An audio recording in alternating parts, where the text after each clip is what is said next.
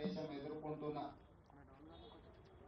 తీవ్రవాదానికి బలైన ఒక గొప్ప నాయకుడు, భారత రత్న, ఈ దేశానికి ప్రధానమంత్రిగా వన్నె తెచ్చిన నాయకుడు కీర్తిశేషులు రాజీవ్ గాంధీ గారు. వారిని స్మరించుకోవడం, తీవ్రవాదం మీద పోరాటం చేయడం అనేది ప్రతి భారతీయుడి యొక్క లక్ష్యం. వారిచ్చిన స్ఫూర్తి, వారి నాయకత్వం ఈ భారతదేశానికి 21వ శతాబ్దానికి పునాదులు వేసింది. సాంకేతిక నైపుణ్యంతో పాటు ఆర్థిక సరళీకృత విధానాలకు ఆద్యం పోసి ఆర్థిక సరళీకృత విధానాలతో దేశాన్ని బలమైన ఆర్థిక దేశంగా నిలబెట్టడమే కాకుండా యువతకు 21 సంవత్సరాల ఓటు హక్కు ఉంటే వయస్సు తగ్గించి 18 సంవత్సరాలకి ఓటు హక్కు ఇచ్చి ఈ దేశంలో రాష్ట్ర ప్రభుత్వాలను, కేంద్ర ప్రభుత్వాలను ఏర్పాటు చేయడంలో యువతకు కీలకమైన బాధ్యతను అప్పచెప్పిన ఒక గొప్ప నాయకుడు రాజీవ్ గాంధీ గారు. ఈరోజు మనమందరం నిన్న మొన్న జరిగిన పహల్గామ్ సంఘటన తర్వాత మొట్టమొదటిసారి దేశ విభజన సమయంలో ప్రాణాలు అర్పించిన మహాత్మా గాంధీ గారిని గుర్తు చేసుకోవాలి. ఆ తర్వాత 1971లో పాకిస్తాన్ మన మీద పెత్తనం చెలాయించాలి అంటే ఆనాటి ప్రధానమంత్రి, ఉక్కు మహిళ శ్రీమతి ఇందిరాగాంధీ గారు పాకిస్తాన్కి బలమైన గుణపాఠం చెప్పడమే కాకుండా పాకిస్తాన్ని 2 ముక్కలుగా చీల్చి బంగ్లాదేశ్, పాకిస్తాన్ దేశాలుగా ఏర్పాటు చేసి శాశ్వత గుణపాఠం పాకిస్తాన్ ప్రభుత్వాలకు, పెద్దలకు చెప్పడం జరిగింది. ఈ రోజు కూడా దాదాపుగా 54 సంవత్సరాల తర్వాత కూడా ఈ దేశంలో తీవ్రవాద అంశం ప్రస్తావనకు వచ్చిన, ఈ దేశం మీద పక్క దేశాలు దాడి చెయ్యాలనుకున్నప్పుడు తీవ్రవాదుల ముసుగులో, అంతర్జాతీయ ఉగ్రవాదుల ముసుగులో ఈ దేశ పౌరుల మీద దాడి చేసినప్పుడు వాళ్ళని నిర్మూలించడంలో శ్రీమతి ఇందిరాగాంధీ గారే మనకు ఆదర్శం. ఈనాడు మరొక్కసారి ఒక బలమైన నాయకత్వం, ఉక్కు మహిళను దేశ ప్రజలందరూ, దేశ ప్రజలే కాదు ప్రపంచం ఈరోజు వారికి గుర్తు చేసుకున్నారు.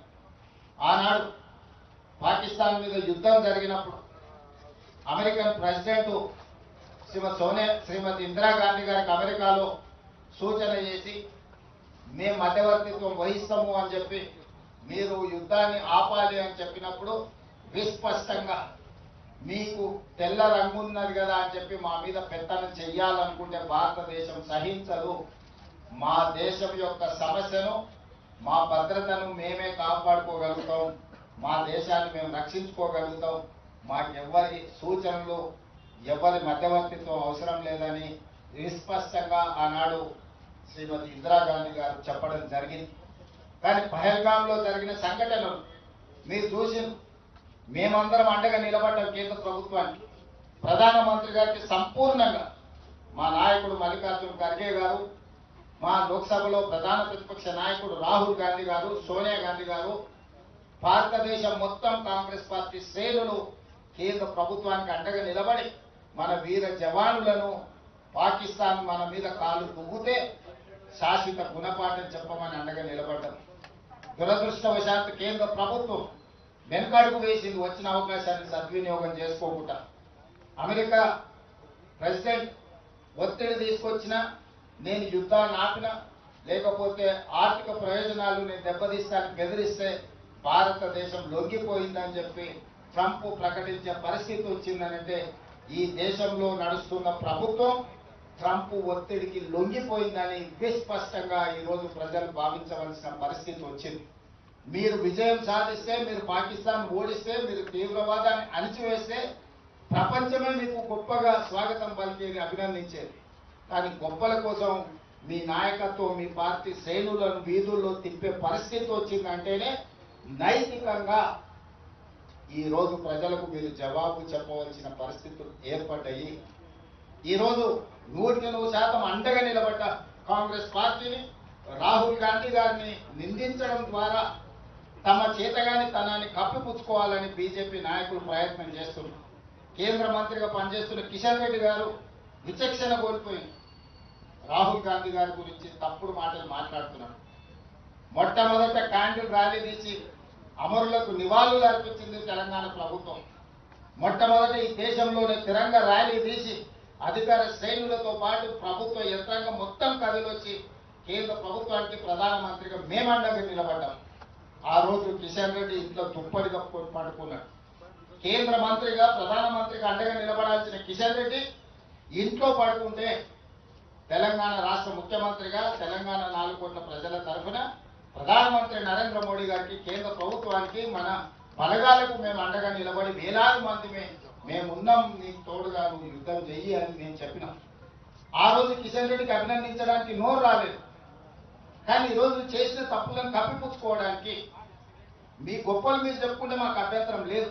మీరు గొప్పవాళ్ళో కాదు ప్రజలు నిర్ణయిస్తారు. కానీ రాహుల్ గాంధీ గారిని నిందించడం ద్వారా మీ చేతగానితనం స్పష్టంగా కనిపిస్తుంది. ఈ చేతగానితనం మాటలు మాట్లాడడం మానేసి తీవ్రవాదులకు గుణపాఠం చెప్పేదానికి ఆలోచన చేయండి. ఆ తీవ్రవాదాన్ని అణచివేయడంలో, దేశాన్ని సమగ్రతను కాపాడడంలో మహాత్మా గాంధీ గారు, శ్రీమతి ఇందిరాగాంధీ గారు, శ్రీ రాహుల్ గాంధీ గారు అసూలు బాసిలు. వాళ్ళ రక్తం ఈ దేశాన్ని పవిత్రం చేసింది, పునీతం చేసింది. వారి నుంచి స్ఫూర్తి తీసుకోవాలి. ఈ రోజు రాజకీయాలకు అతీతంగా రాజీవ్ గాంధీ గారికి అందరూ నివాళులు అర్పించాలి. ఈ దేశ అభివృద్ధిలో వారి పాత్ర మరవలేనిది. ఈ రోజు ఇక్కడ ఒక పక్కన తెలంగాణ సాధించిన అమరవీరులు, ఇంకొక పక్కన దేశ సమగ్రతను కాపాడిన అమరవీరుడు రాజీవ్ గాంధీ గారి విగ్రహం, ఆ పక్కన శ్రీమతి ఇందిరాగాంధీ గారి విగ్రహం, ఆ పక్కన పివి నరసింహారావు గారి విగ్రహం. ఈ ప్రాంతంలో స్ఫూర్తినిచ్చే ప్రదాతల యొక్క సమూహం ఇక్కడ ఉన్నది. వారందరినీ అదేవిధంగా నిలువెత్తు అంబేద్కర్ ఇక్కడనే ఉన్నాడు. వీళ్ళందరి ఉండే ప్రాంతంలో రాజీవ్ గాంధీ గారి విగ్రహాన్ని పెడితే సంకుచిత స్వభావం కలిగిన కొంతమంది రాజకీయ నాయకులు కువిమర్శలు చేస్తున్నారు. వాళ్ళ పట్ల జాలి చూపించడం తప్ప మేము ఏమి అనము. వాళ్ళు కూడా వచ్చి భారతరత్న ప్రధానమంత్రిగా పనిచేసి దేశానికి వన్నె తెచ్చిన రాజీవ్ గాంధీ గారికి నివాళులు అర్పించాలి. ఈ రోజు దేశమంతా మళ్ళొక్కసారి శ్రీమతి ఇందిరాగాంధీ, శ్రీ రాజీవ్ గాంధీ గారిని గుర్తు చేసుకుంటున్నారు. నిన్న మొన్న జరిగిన యుద్ధంలో మన పరిస్థితి ఎట్లున్నదో నేను ఎక్కువ మాట్లాడదలుచుకోలేదు. దేశ ప్రజలందరూ కూడా నిశితంగా గమనిస్తున్నారు. మేము సంపూర్ణంగా భారత ప్రభుత్వానికి, భారత జవాన్లకు అండగా నిలబడతాం. అది మా బాధ్యత. ఈ దేశానికి స్వతంత్రం తెచ్చింది మేము. ఈ స్వతంత్రాన్ని కాపాడే బాధ్యత మాది. ఈ ప్రజలకు రక్షణ కల్పించే బాధ్యత మాది. మా ప్రభుత్వానికి, మా పార్టీకి స్పష్టత ఉన్నది. దేశ సమగ్రత విషయంలో మేము రాజకీయాల జోలికి వెళ్ళాం, రాజకీయాలు ప్రస్తావించాం. దేశ భద్రతకు కట్టుబడి ఉంటాం.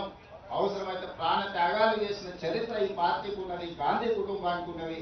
వారి స్ఫూర్తితోని తెలంగాణ రాష్ట్ర ప్రభుత్వాన్ని ముందుకు నడిపిస్తామని తెలియజేస్తూ మరొకసారి రాజీవ్ గాంధీ గారికి ఘనమైన నివాళులు అర్పించడానికి అందరూ ముందుకు రావాల్సిందిగా తెలియజేస్తూ మీ అందరి దగ్గర సెలవు తీసుకుంటున్నాం.